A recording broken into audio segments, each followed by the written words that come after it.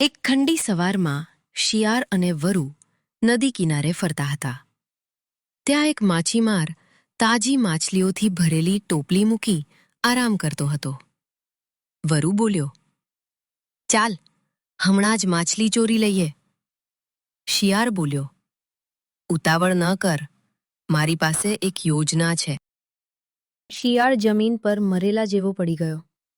માછીમારે તેને મરેલો સમજીને ગાડીમાં મૂકી દીધો.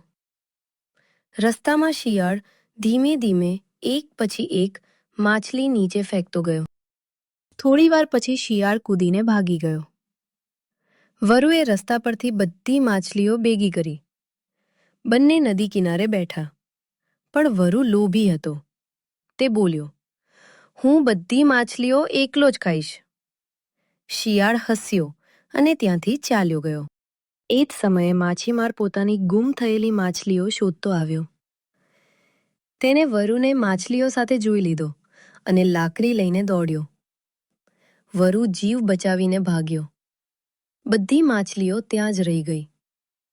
થોડી દૂર શિયાળે થોડા બચાવેલા માછલા આરામથી ખાધા. વરુને સમજાયું કે લોભ કરવાથી બધું ગુમાવવું પડે છે.